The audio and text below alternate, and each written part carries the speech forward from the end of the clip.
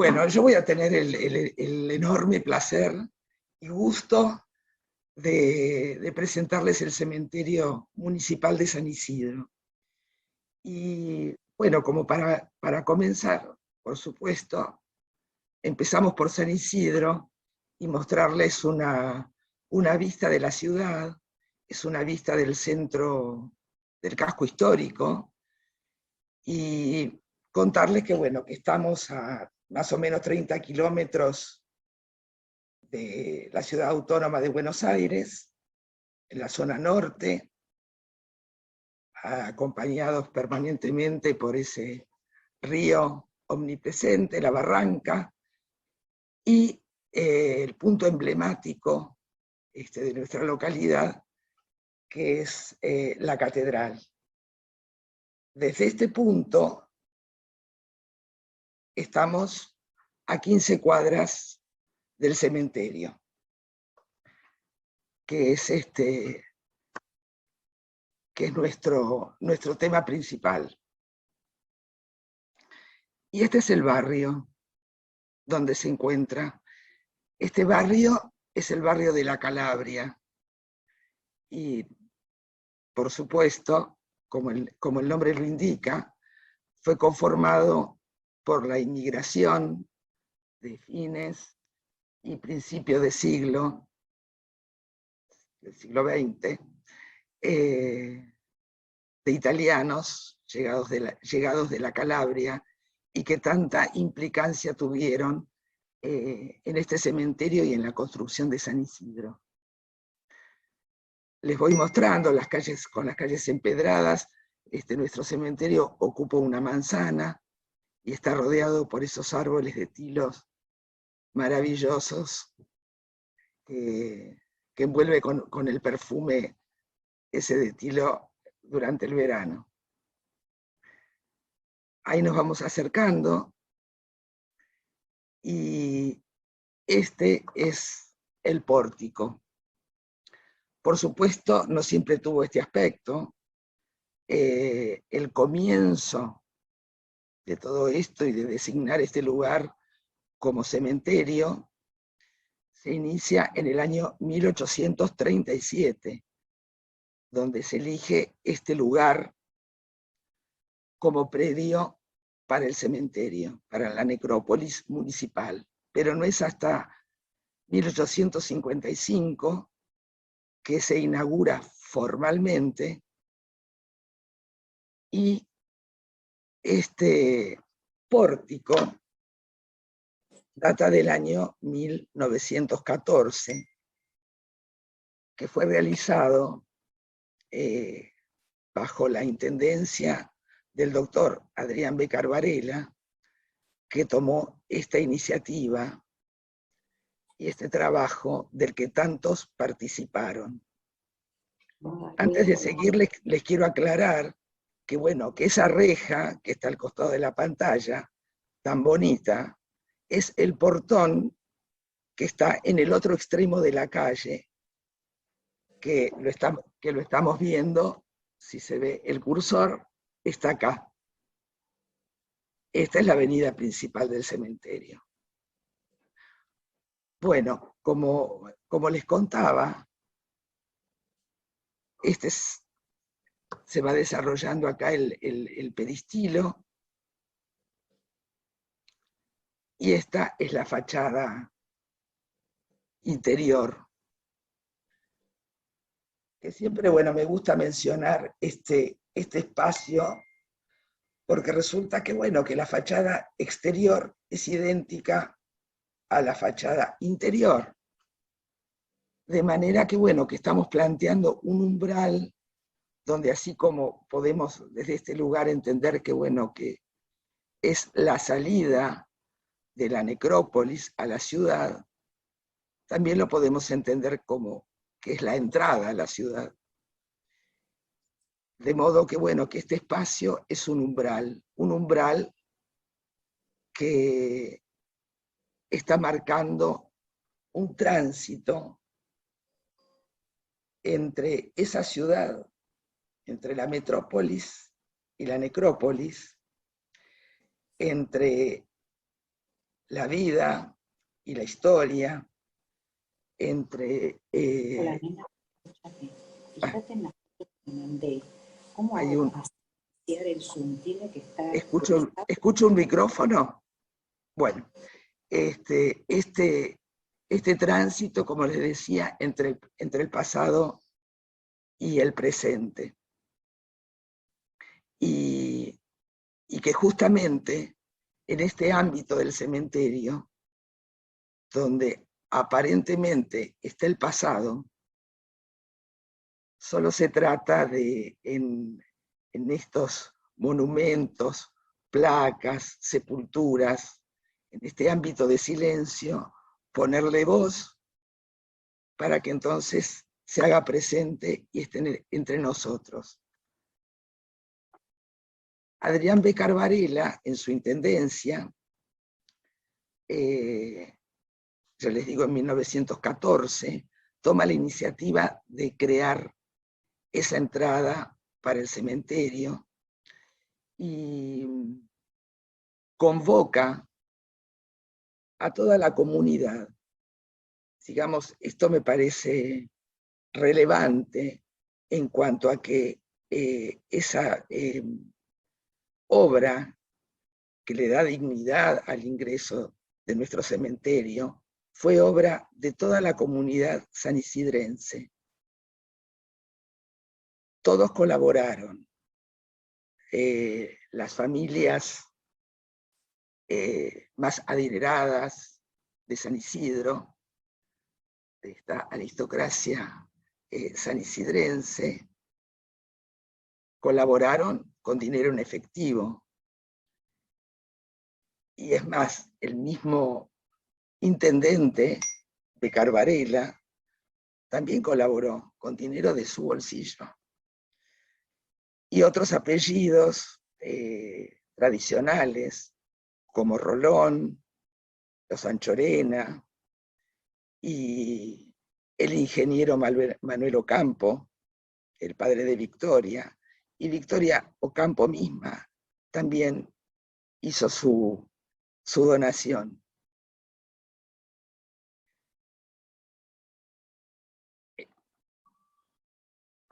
Y ahora les voy a hablar entre todo lo que se donó en trabajo y en obra. Resulta que, bueno, que el arquitecto Carlos María Flores Pirán, cuando era todavía estudiante de arquitectura, donó el proyecto de la obra, con lo cual creo que, bueno, que no me equivoco si digo que es la primera obra del arquitecto Flores Pirán. Aquí yo puse una foto que encontré en Caras y Caretas, donde él se estaba recibiendo y egresaba de la Escuela Nacional, de manera que tenía 17 años, y en verdad está más próximo a esa foto, porque solo 5 años después, como les decía, siendo estudiante, estaba haciendo el proyecto para el pórtico de nuestro cementerio. Este arquitecto trabajó durante 20 años con Gaston Mariet, colaboró como arquitecto adjunto en la obra del Hospital Francés, tanto así que recibió en el año 57 esta condecoración de la Cruz al Mérito Social.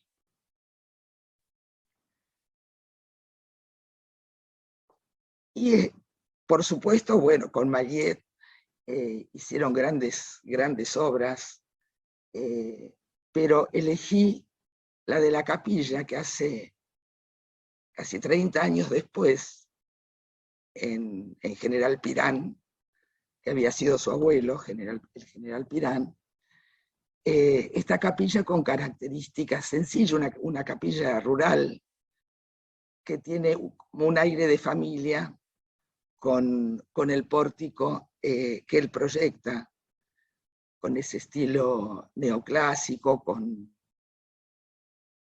un orden histórico, con un friso que en nuestro caso es un friso mudo. Sus metopas no están decoradas y solamente hay una cruz en el frontis. Con Mayet, esta foto también me parece interesante porque somos de la comunidad de cementerios patrimoniales. Él es autor junto con Mayet de este panteón de la Asociación Francesa, que está en el cementerio de la Chacarita y que es monumento histórico nacional. Así que bueno,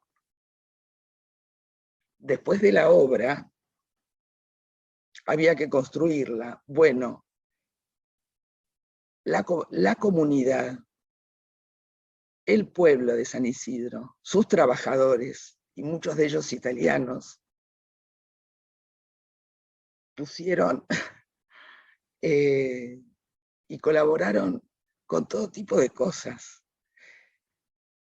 Desde la mano de obra, los vidrios, las puertas, la pintura, los mosaicos, todo, la tirantería del techo, todo lo hicieron ellos. Donaron, entre todas esas donaciones, cerca de 50.000 ladrillos. Y a propósito de esto, de los ladrillos, que formaron parte de una industria importantísima en San Isidro, encontramos esta bóveda con una placa que tiene un gran interés para nosotros, porque reproduce una fotografía de un horno de ladrillos y que hay muy pocos, tenemos muy pocos documentos gráficos de estos hornos que existían en nuestra localidad. Y antes de seguir hablando de los ladrillos, les quiero comentar, porque saben, bueno, que los símbolos son lo que más me gusta de todo. Y esta placa, acá está el texto de quien se trata, de Julio César Calónico, que era hijo de Tomás Calónico, a quien pertenece esta bóveda, y nos dice que, bueno, que falleció a los 20 años. Pero si no tuviésemos este texto, los símbolos que acompañan la placa nos están contando eso, con la columna, esta columna rota, quebrada, nos está diciendo de la juventud de quien falleció, envuelta en hiedra, que se refiere a la fidelidad, al amor de la familia, al recuerdo perpetuo hacia él, con la palma como triunfo sobre la muerte, por esa memoria, y acompañado por libros y por un tintero. Esto nos habla de un estudioso o de un estudiante. Bueno,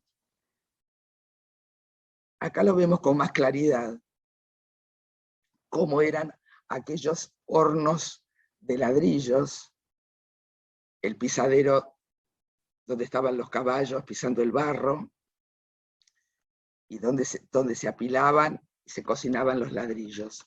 Esta foto, que reproduce poco esta escena, es de Villa de Lina, que forma parte, una localidad que forma parte de nuestro partido. Sin embargo, la fábrica de Calónico estaba en Bécar, como muchas otras fábricas, como la de Grottini, Pupo, Chapesone, y la fábrica de ladrillos que en 1937 es esta foto de 1937.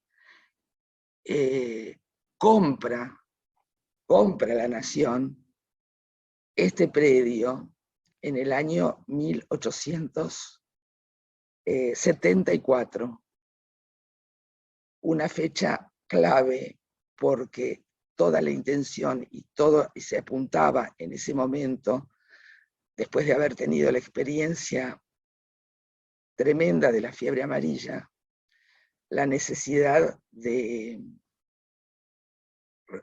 hacer y de proteger a la población con un buen servicio sanitario, de desagües, de potabilización del agua. Y en esta foto tiene un doble interés porque no solamente se trata de la fábrica de ladrillos, de obras sanitarias, sino que además en esta zona, ¿no? Como pueden ver, 1937, a 5 cuadras ya empezaba la zona rural prácticamente, ¿no? Esto era San Isidro, y por esta zona es donde se encuentra el cementerio. Fue, como les decía, la industria más importante y la primera sanisidrense, de donde salieron los ladrillos que construyeron parte de San Isidro y de la ciudad de Buenos Aires, y del interior también. Y estos son los entrañables ladrillos San Isidro que todavía encontramos en algunas calles.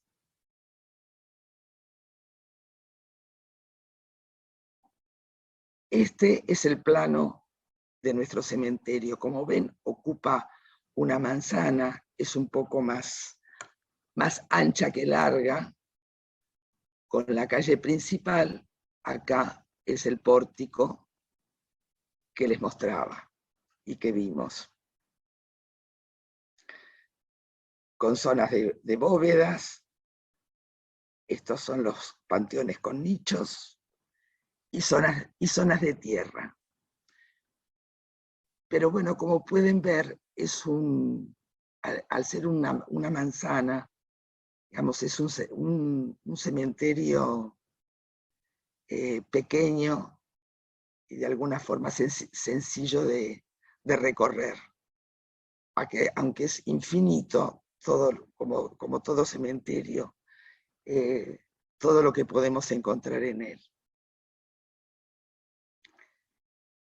Y entre las cosas que podemos encontrar en él, justamente, son los orígenes, y los orígenes de todo cementerio decimonónico, que en un principio, como todos sabemos, los cementerios estaban en los camposantos, eran los camposantos frente a las iglesias. Esta foto es la iglesia de San Isidro que se demolió para construir después la catedral. Frente a esta iglesia estaba el cementerio, un cementerio del que también habla Adrián B. Carvarela cuando cuenta que se veían las lápidas con sus inscripciones.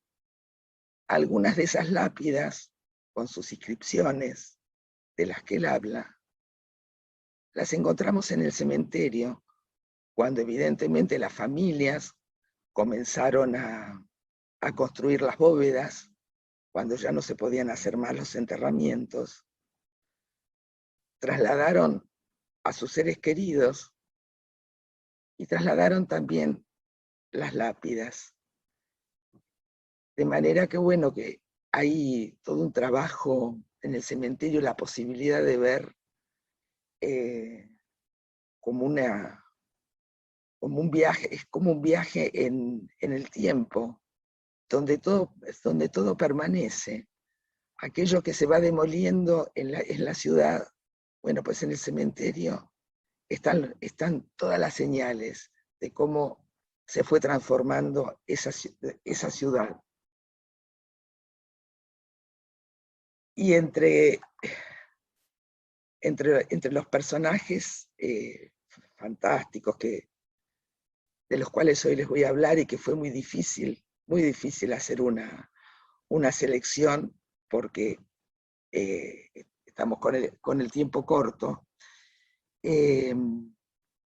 es Ido Bentivogli, Ettore y Adelina en 1906 llegan de Macerata, Italia, donde se habían casado, llegan a la ciudad de Martínez y a trabajar, por supuesto. Comienzan con un almacén, pero Ettore en Italia había estudiado y se había formado como sastre, además de estudiar música, y al tiempo pueden hacer su negocio de sastrería que atendía a toda la familia, y entre ellos Ido, que también fue sastre, pero que tuvo un sueño que a los 25 años lo pudo cumplir, y lo pudo cumplir con el apoyo de su familia. Y el sueño fue hacer un teatro, un cine-teatro, el cine-teatro Astro, que cuando se inaugura en 1933, tenía la tecnología y el confort de los cines, de los famosos cines del centro. Y esta fue la transformación, como la transformación, bueno, lamentablemente, de tantos cines que tuvo la provincia de Buenos Aires, y actualmente es el Banco Francés. Pero resulta que, bueno, que en ese escenario tuvimos el orgullo de que cantase Carlos Gardel en 1933, al poco tiempo de inaugurado el teatro, en esta foto tan bonita que están del bracete con Razzano, que es quien firma ese contrato con Ido Bentivogli, Razzano, para esa actuación. Por ese escenario pasaron todas estas personalidades, todos estos artistas, y además la construcción del teatro tenía la particularidad de que se podían quitar todas las butacas, nivelar el piso, se podía correr el techo, y se hacían ahí los maravillosos, magníficos, grandes bailes de carnaval que todavía se recuerdan.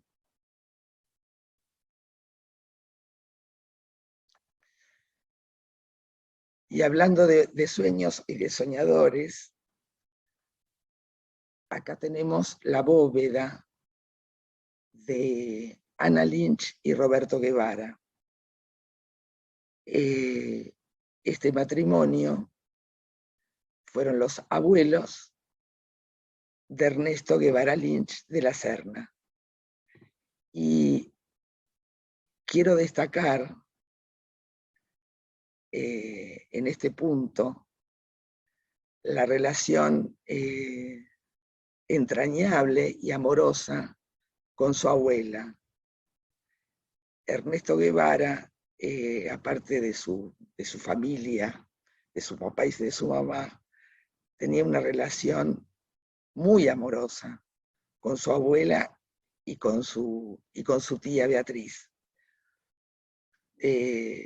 Su abuela, que lo llamaba Ernestito, se enferma en el año 47 gravemente, Y él, que estaba en Córdoba en ese momento, hacía poco tiempo había terminado su escuela secundaria, estaba trabajando en Córdoba en Vialidad, con la idea de estudiar ingeniería.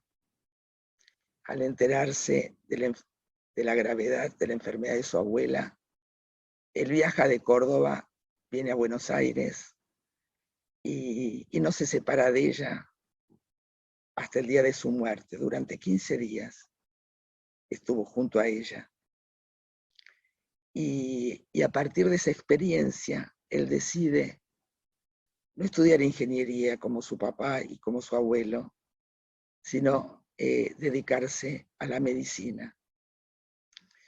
La foto de abajo de esta casa, de esta casona, que actualmente es del Colegio de Abogados, es la casa donde él vivió con sus padres, y se cuenta, que fue en el Náutico de San Isidro donde Ernesto tuvo su primer ataque de asma. Y quiero pensar, no lo puedo afirmar, pero quizás también haya podido acompañar a su abuela hasta este mismo lugar, donde donde allí se encuentra.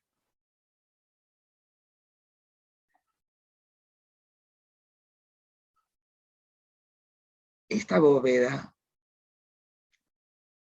esta bóveda se encuentra el profesor Pedro Escudero, que realmente, bueno, fue una de las sorpresas más gratas con las que me encontré en el cementerio, en nuestro cementerio de San Isidro. Esta placa de agradecimiento de los médicos nutricionistas está expresando y está mostrando la obra extraordinaria que hizo el doctor Escudero. Resulta que, bueno, que la historia de la ciencia de la nutrición no es una historia tan antigua, sino que comienza después de la Primera Guerra Mundial, a causa del descubrimiento de cuántos soldados con aparente buena salud, sin embargo, no la tenían a causa de la mala nutrición, de la mala alimentación. Esto comienza a ser una preocupación y empieza el estudio científico sobre la alimentación. Y la Argentina está como en primer lugar en ese momento.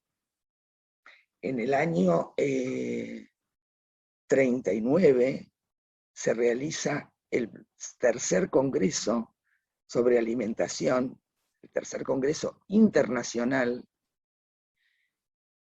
2 años antes habían sido los 2 congresos anteriores que se habían hecho en Bruselas, y el tercero se hace en Buenos Aires, a partir del impulso que esta ciencia tenía gracias al doctor Escudero, que había empezado trabajando sobre este tema en el Hospital Rawson, donde era médico clínico. A partir de ahí crea el Instituto Municipal de Nutrición, después el Instituto Nacional de Nutrición, la Escuela de Nutrición, donde se forman las primeras nutricionistas, que estas fueron las 8 primeras recibidas en el año 38. Y se crea además la posibilidad de recibir becarios dentro del país y becarios latinoamericanos. Por eso ese agradecimiento de la placa, y por eso también la fecha de nacimiento del doctor Escudero, que fue el 11 de agosto, es el Día del Nutricionista en Latinoamérica. Estas mujeres, las primeras nutricionistas, además, bueno, de decirles que sientan las bases para la carrera de nutrición en la Universidad de Buenos Aires, que se creó en el año 68. De allí, digamos, las actuales licenciadas en nutrición, y digo licenciadas porque la mayoría son mujeres, como las que eligió Escudero, y les cuento que en ese momento, cuando él inicia la escuela, fue a recorrer las escuelas secundarias, hablándoles a las próximas egresadas de esta nueva carrera. Estas mujeres participaron en la elaboración de dietas y de buena alimentación en las penitenciarías para los soldados que estaban haciendo la conscripción, para las mujeres obreras de las fábricas, les enseñaban cocina, las amas de casa de los conventillos de aquel entonces, cuando resulta que, bueno, que efectivamente este doctor Escudero no solamente, bueno, tuvo en cuenta la parte científica, sino que consideró lo social fundamentalmente. Sigo adelante, espero ir bien con el tiempo, y aquí tenemos un apellido, Tirigal, que está en San Isidro tradicionalmente desde antes de la independencia, desde 1814. De manera que, bueno, que esta fecha de 1814 ya nos está diciendo que para la independencia el señor José Marzano tenía su casa en una esquina céntrica de San Isidro, y esa es una foto muy antigua donde todavía podemos ver aquella casa. En esta foto en particular, es Carlos Pellegrini, el que está apoyado sobre la puerta. Y la hija de José Marzano se casa con Manuel Tirigal, y a partir de allí son 8 generaciones en San Isidro. Y en esa casa histórica, que lamentablemente ya no existe, es esa esquina que están viendo allí abajo. En esa casa, como lo muestra la placa, se reunía el general San Martín, Guido, Soler, De Luca y Juan Martín de Pueyrredón. Era aquella época donde estaban pensando y donde planeaban y se organizaban para esa campaña de independencia.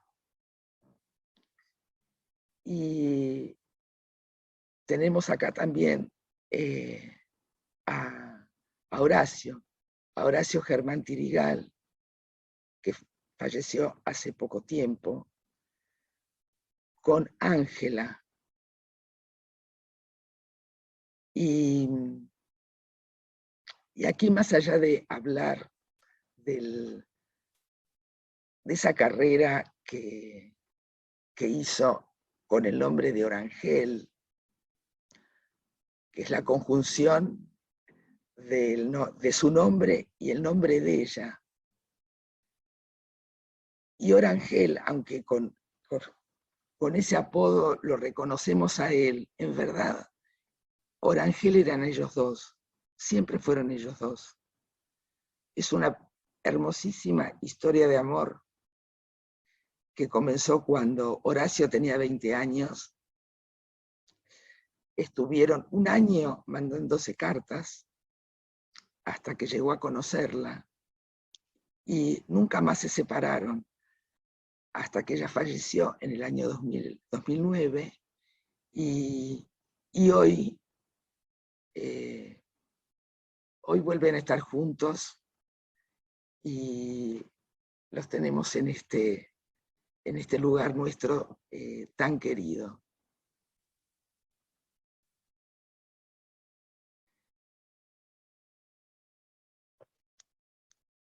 Este mausoleo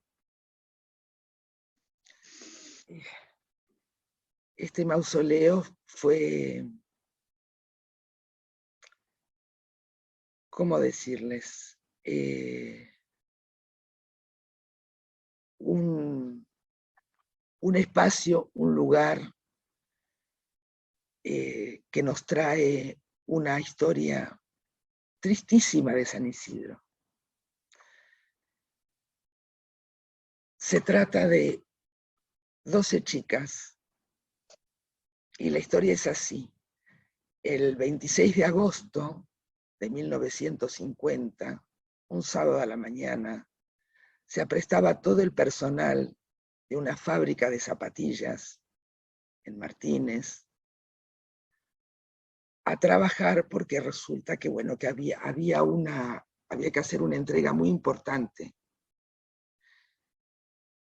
A las 7 de la mañana ya estaban en la fábrica. Una construcción con una planta baja, un primer piso que se comunicaba a través de una escalera, el único acceso a ese primer piso,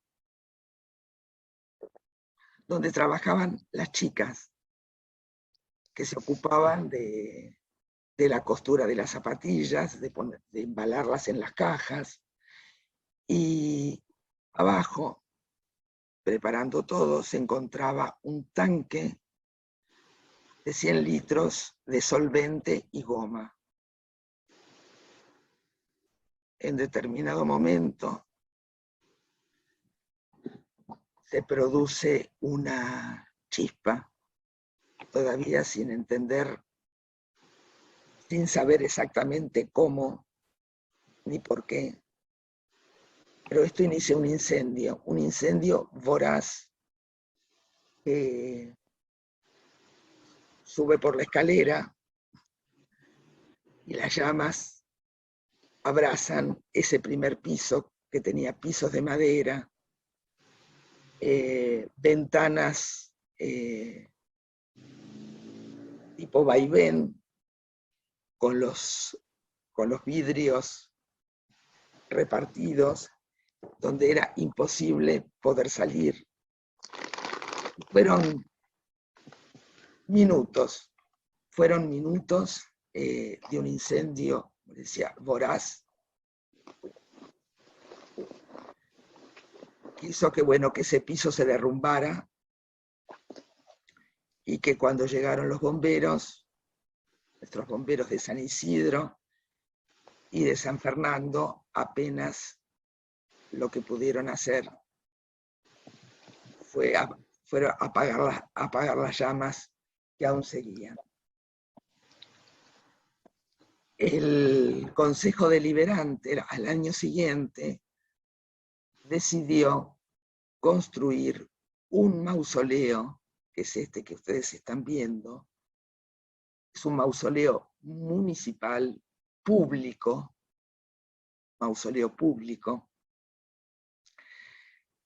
que, como ven, es una hornacina construida por el arquitecto Luis Pagliota, que en ese momento, cuando lo construyó, tampoco se había recibido de arquitecto, como Flores Pirán, y que era hijo de Luis Pagliota, también su papá, que en la esquina tenía una marmolería importantísima, que las bóvedas, muchas de las bóvedas, han sido construidas por esta familia con sus mármoles.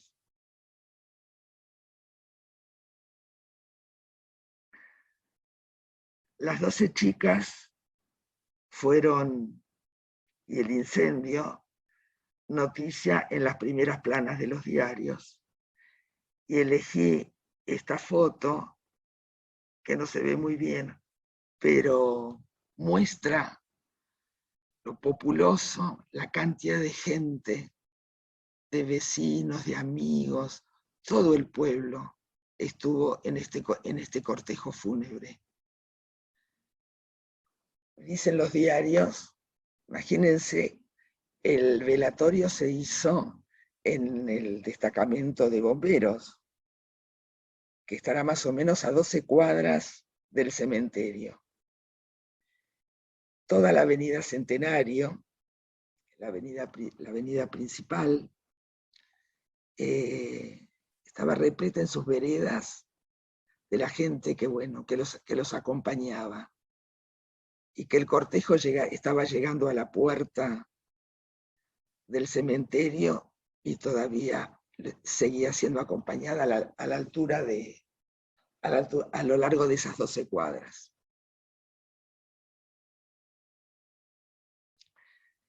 Estos son sus nombres, y como ven,